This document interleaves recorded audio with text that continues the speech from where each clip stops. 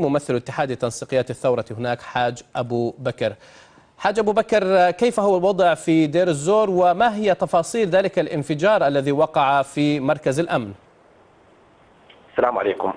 نعم سيد الكريم، تقدم قبل قليل استهداف مقر الأمن السياسي من قبل أبطال عناصر الجيش الحر واحتراق أجزاء كبيرة منه وتأكيد وقوع عدد من القتلى والجرحى في صفوف قوات النظام بعد انهيار جزء كبير من المبنى.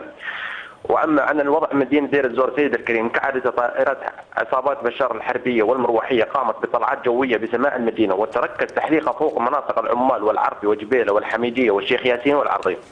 قام الطيران الحربي التابع للنظام بقصف احياء المدينه، كما تعرضت المدينه الى قصف مدفعي قديم، وسمعت اصوات عده انفجارات ناتجه عن القذائف التي تسقط، ودارت اشتباكات في حي الموظفين بين ابطال الجيش الحر وعصابات الاسد اثر محاوله عصابات الاسد توقف في الاحياء.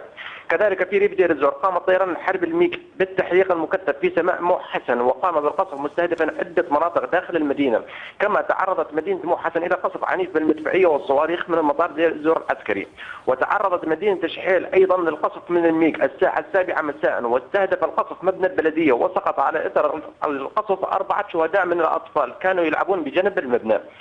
كما تعرضت بلده جديده اجادات الى استهداف ببرميل من من الطائرات الميك، وسقط على منزل بيستهدف عائله كامله. اما بالنسبه للوضع الانساني سيد الكريم، اوجه عبر قناتكم الموقره للمنظمات الحقوقيه باسم الاطفال الجوعى والصرعى الذين يفتح عليهم كل يوم جدار الصوت قبل ان تفتتح الشمس في عيونهم، باسم القتل الاحياء الجرحى الذين يتنفسون الموت، باسم صاحب الاسماء الحسنى كلها نناشدكم قيثوا اهالي مدينه دير الزور، كما نطالب المنظمات الدوليه وخصوصا الصليب والهلال الاحمر الدوليين بفتح ممر امن لعبور المساعدات الطبيه والغذائيه واخلاء الجرحى على الاقل النساء والاطفال. حاج أبو بكر، ألا يصلكم أي مساعدات غذائية أو إسعافية من أي منطقة سورية أخرى؟ هل تستطيعون الخروج من دير الزور والعودة إليها؟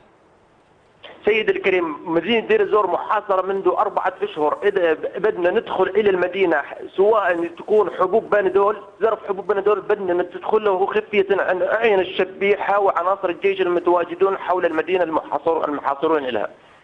نعم. حاج أبو بكر كان معنا من دير الزور ممثل اتحاد تنسيقيات الثورة هناك، شكرا جزيلا لك. بث ناشط